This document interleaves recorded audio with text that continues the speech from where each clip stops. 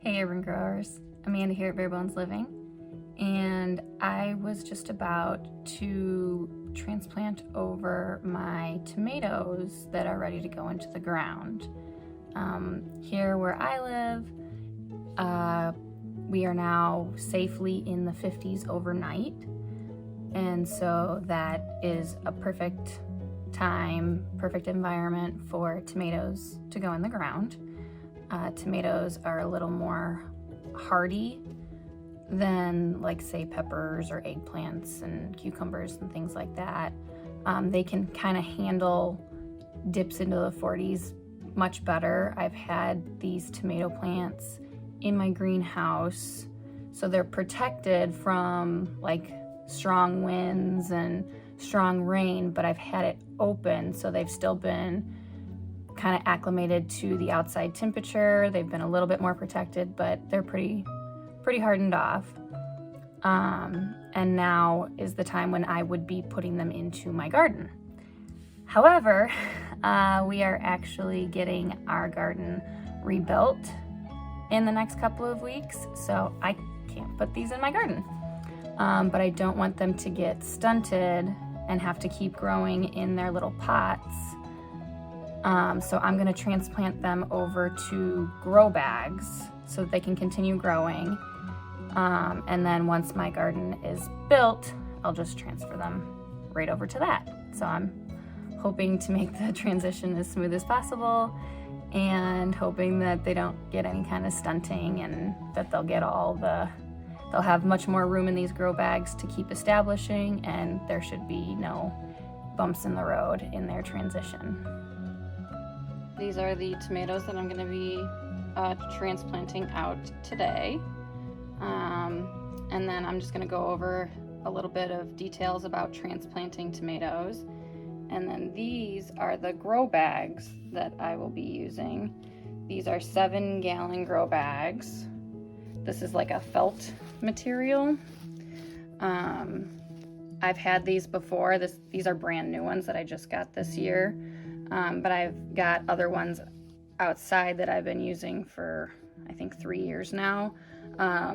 These have held up really great. These are Bootstrap Farmer grow bags.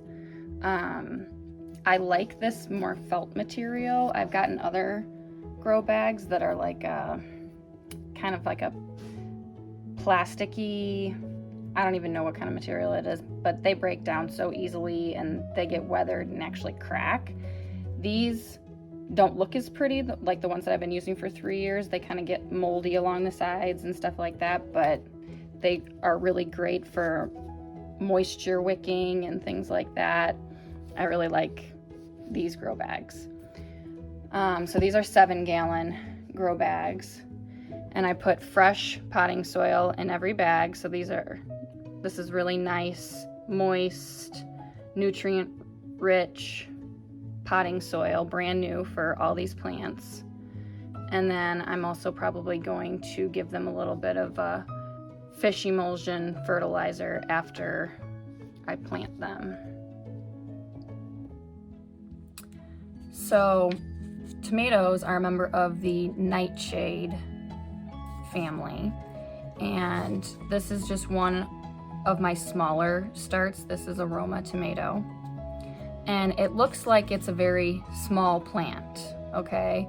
Because I've actually, when I transplanted this over from a start, I planted this extremely deep, and I wanted, like, when this was, just a plant this big or whatever, I planted it very deep because I believe you can see that there's like little hairs on the stem of a tomato plant, and those hairs will turn into roots anywhere that soil is touching it.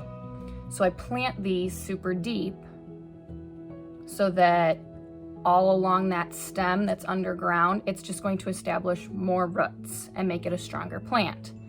So where this looks very small, the stem is probably going all the way down to here.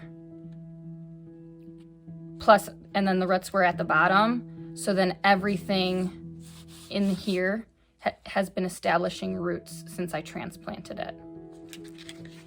So then you have a plant like this one, which is my Amish paste tomato, obviously much larger.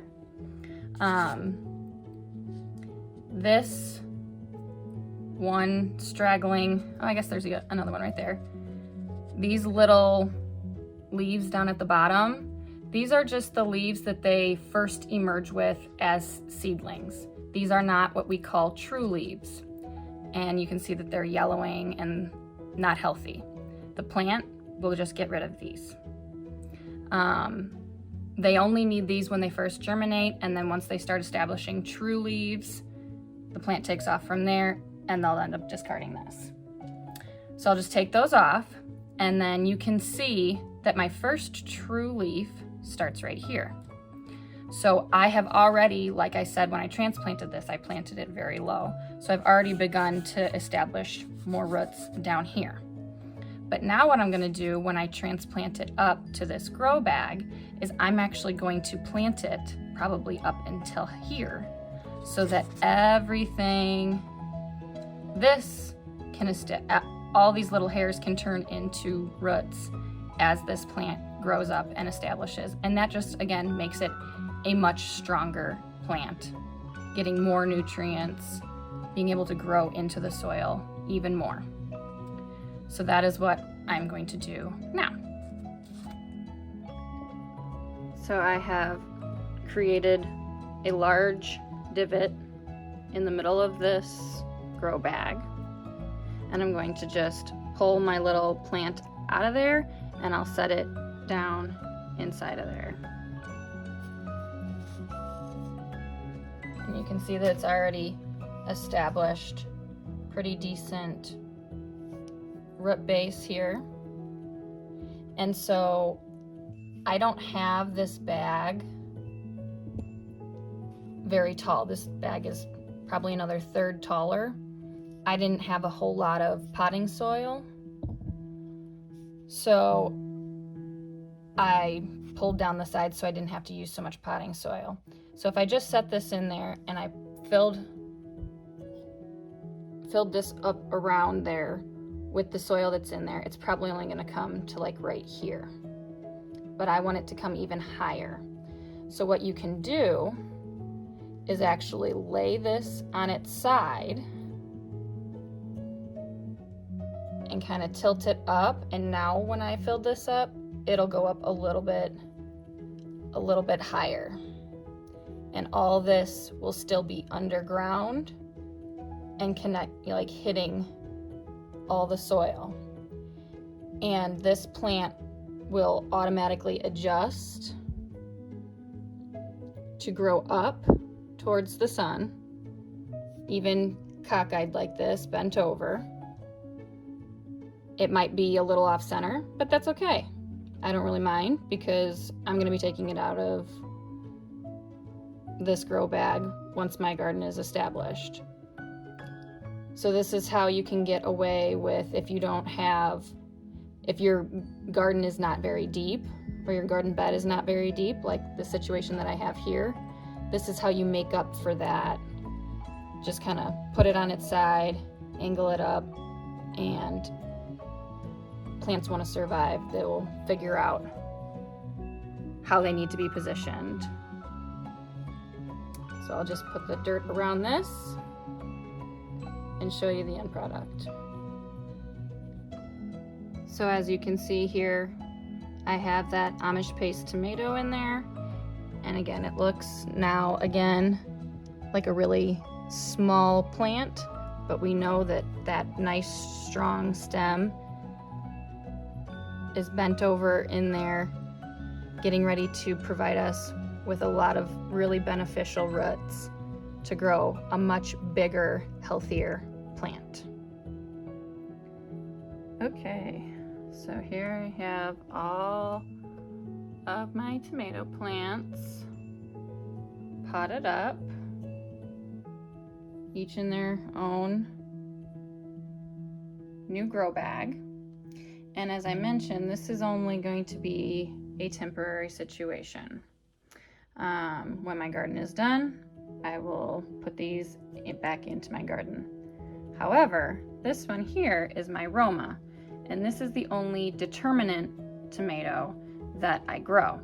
And so this is a determinate tomato, and what that means is that it will only grow up so high, and it will only set off so many fruit, so many flowers. However many flowers it gets, that's how many fruit it gets. And once those flowers are turned into fruit and you pick them, that plant is done. The rest of these are indeterminate, where they will continue to grow like sweeties and all the cherry tomatoes and slicers. These are, I have grape, cherry, slicers, pastes, all that. These are all indeterminate varieties. And what that means is that they will continue to grow tall, and as long as you give them support to grow straight up, and you tether them to something, what I use is a cattle panel, or you can use fencing or stakes or something like that, to and then use like a twine or tape, planter's tape, or anything really, to tie them to your support. And they will continue to grow up 10, 12 feet, even more sometimes. And they will continue growing taller and setting off more flowers and producing more fruit until the frost comes in the fall and kills them. And they will just continue to give you fruit until then. So I'm actually going to grow this determinate tomato, this Roma tomato, in this bag for the entirety of its life. I feel like a lot of people don't have the luxury of having a garden. A lot of people live in condos or apartments, or just they don't have the funds or means to create a garden. So a lot of people grow out of containers. So I was thinking that it would be a good idea to do that along with you, to give you advice and show you that you can still grow all the things that you want to grow if you provide it with the appropriate support and nutrients. One thing to note about container gardening is that you put these plants or a single plant in a pot and you give them brand new soil, and you think, okay, my job is done. Because when you plant in a garden, you put them in the ground and you go, okay, my job is done. I just have to give it water and give it support, and the ground will continue to feed it. But what we tend to forget is that that ground is still being fed by nature. There are earthworms in that ground, eating things in the dirt, eating things in the soil, digesting them, pooping, and that is nutrients, replenishing nutrients in that soil that our plants are soaking up in their roots, causing our plants to thrive. There is organic matter. There are bugs in your gardens, and they're all replenishing the nutrients that our plants are taking from them. However, when we plant in a pot, we take most of those elements away.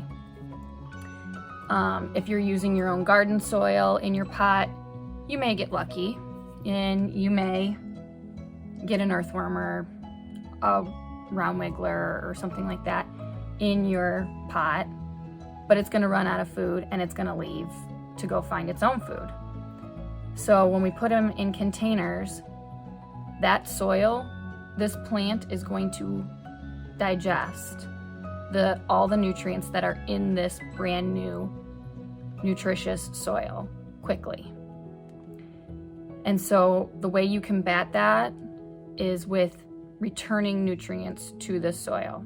So one thing about container gardening is you have to maintain fertilization of this soil. So you got to do it like weekly or bi-weekly, or maybe every 3 weeks or something like that. Check the coloring of your leaves yellowing and browning. Those are all nutrient deficiencies. You can easily Google those to see what they're missing, but just get like an all-purpose fertilizer or a fish emulsion or something like that, some kind of vegetable food fertilizer to mix in the water that you would be putting on this plant anyway, dilute it or whatever, and water your plants with that fertilized water regularly so that you can keep that plant happy and healthy. Also, I haven't decided yet, but I think I'm going to experiment with also growing an indeterminate variety in a pot. It's not that you can't do it, it's just a little more difficult because, like I said, this thing can grow up to, 10 feet, 12 feet, 14 feet tall. So finding something that I can put, either behind, put this pot up against a fence or something like that to allow this to grow up and support that plant. But I think I'd like to try that experiment too, to show you guys that you could also grow indeterminate varieties in small spaces in pots, again, given the proper support and nutrients that they need. So these are now ready to go outside on my back patio to continue hardening off and be exposed to the rain and sun and wind, and just keep growing stronger.